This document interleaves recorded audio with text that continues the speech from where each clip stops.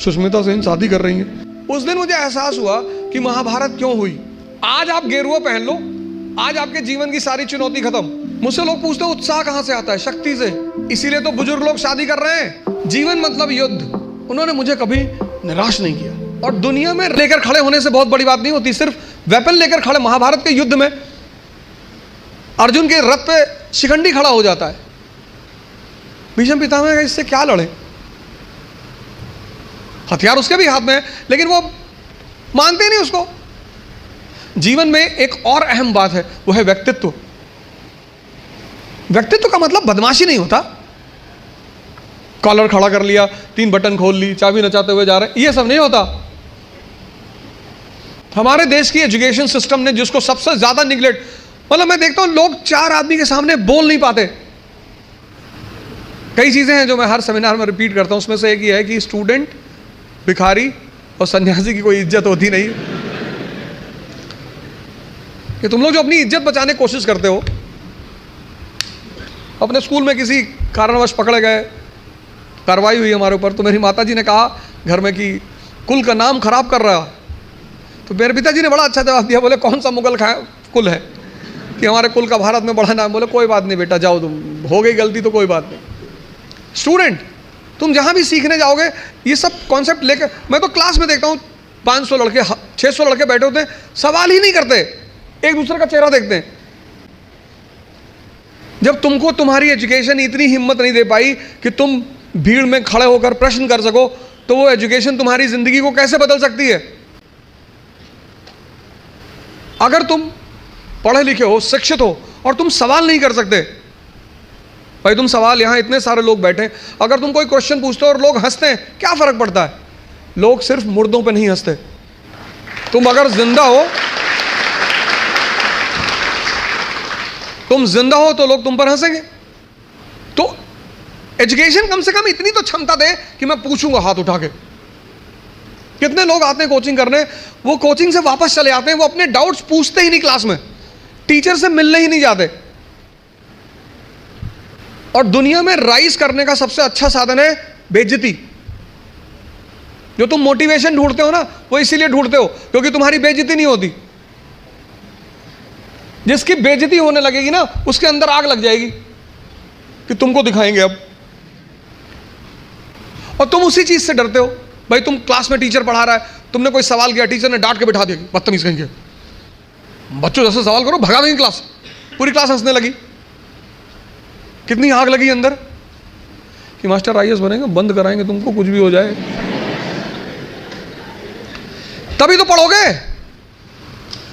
या तो आप हंस हंस के लड़ोगे या रो रो के लड़ोगे। जीवन मतलब युद्ध।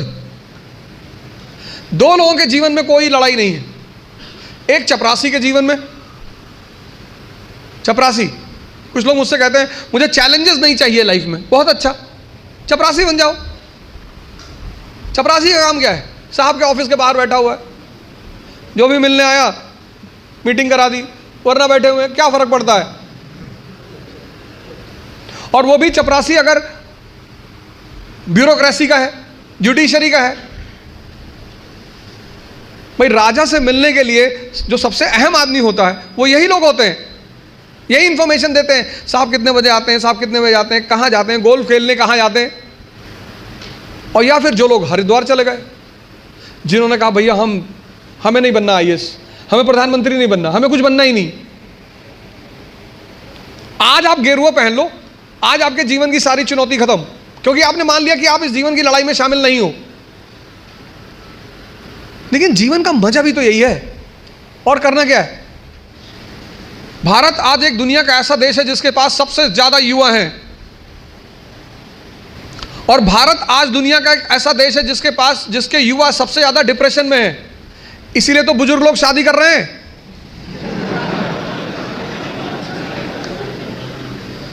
अरे नहीं, मैं नाम क्यों लूं किसी आदमी का? पर अखबार तो सारे लोग पढ़ते हैं ना। डिप्रेस आदमी से कौन शादी करेगा? और जीवन की लड़ाई में 2 ताकतें बहुत काम आएंगी, एक मन की और एक शरीर की। तुम जब भी ऊपर उठोगे तो ये ग्रेविटी तुम्हें नीचे खींचेगी ना, ऐसे समाज की ग्रेविटी है। हम जब आईएएस की तैयारी करने गए तो हमारे गांव में हर आदमी, मतलब एक साहब तो हंसना शुरू किया उन्होंने, और हंसते हंसते गिर गए वो। उन्होंने हमसे पूछा दिल्ली क्यों जा रहे हो? अब मेरा दिमाग खराब था, मैंने कह दिया मैं आईएएस की तैयारी। बोले आईएएस? फिर वो हंसने लगे और हंसते हंसते वो गिर गए। और उस हंसी का इतना रोल रहा मेरे जीवन में, मतलब उस हंसी ने मुझे एकदम मजबूत कर दिया था कि अब आईएएस ही बनना है। उस दिन मुझे एहसास हुआ कि महाभारत क्यों हुई। आपको कोई डांट दे उतना बुरा नहीं लगता, आपको कोई भगा दे बुरा नहीं लगता, जब लोग हंसते हैं ना तब बहुत दर्द होता है। लेकिन मेरे पिताजी ने मुझसे कहा कि आईएएस प्रधानमंत्री बनने वाले आदमी। अरे मैंने कहा यार क्यों चढ़ा रहे हो फालतू में। भगवान का आशीर्वाद से आज भी हमारे साथ हैं, और मैं अगर उनसे कोई भी बात कहता हूँ तो तुम्हारे लिए तो कल ही कर लोगे। तो मैंने कहा सोच रहे हवाई जहाज खरीद लो। अरे ने कहा भैया जी लेने दो। लेकिन उन्हीं की वजह से, मतलब आज जहां भी मैं हूं उसमें सबसे ज्यादा योगदान मेरे पिताजी का है।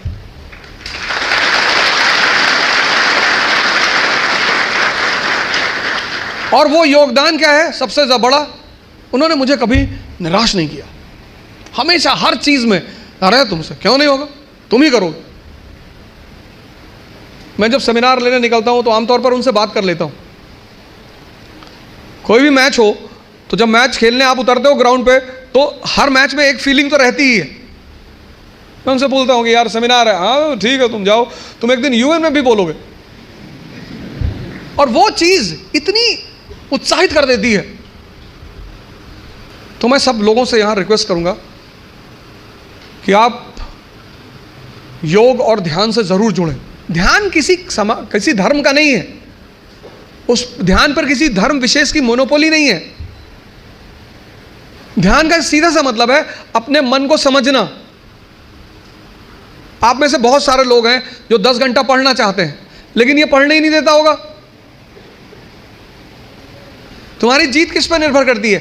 अगर इससे तुम्हारी दोस्ती हो गई और तुम जो करना चाहते हो उसमें ये तुम्हें सपोर्ट करने लगा, या तुम उठे सुबह, तुमने डिसाइड किया कि आज मैं 4 घंटे पढ़ूंगा, और तुम्हारा मन तुम्हारे साथ बैठ गया और 8 घंटे बीत गए तुम्हें पता ही नहीं चला, वही तो ब्लेसिंग है।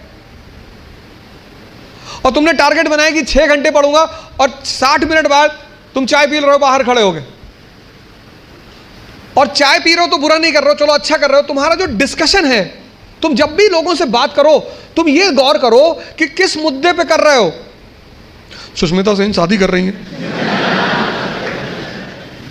तुम्हारा चाय पीना भी बुरा नहीं है, तुम्हारा डिस्कशन करना भी बुरा नहीं है। बुरा है तुम्हारा मुद्दा। चलो बाहर निकल ही आए, बात कर रहे हो, कोई बात नहीं, तो किसी ऐसे मुद्दे को उठाओ जिससे, और डिबेट का मतलब झगड़ा नहीं, डिबेट का मतलब एक्सचेंज ऑफ इंफॉर्मेशन।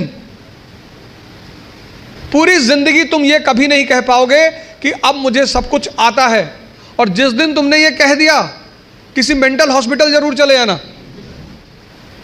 अपने आप को ताकतवर बनाओ, फिजिकली और मेंटली, क्योंकि यही ताकत तुम्हारा उत्साह बनेगी। पीवीआर की टिकट लेनी है, लाइन में खड़े हो तुम, और तुम्हारी हाइट है 6 फीट और वेट है 250 kg, तो तुम लाइन में कभी नहीं जाओगे। ताकत है ना शरीर में, उत्साहित हो तुम, लाइन के आगे चले गए। तुमको पता है कि अगर कोई झगड़ा करेगा सबको मारेंगे। मुझसे लोग पूछते हैं उत्साह कहां से आता है? शक्ति से। ये जो एंथुजियाज्म है, ये जो कॉन्फिडेंस है, ये ताकत का खेल है। अपनी पढ़ाई के साथ जिस चीज को तुम निगलेक्ट करते हो, जो निगलेक्ट करते हो, तुम उस पर ध्यान ही नहीं देते, वो चीज है तुम्हारी पर्सनैलिटी। पढ़ाई के साथ साथ जो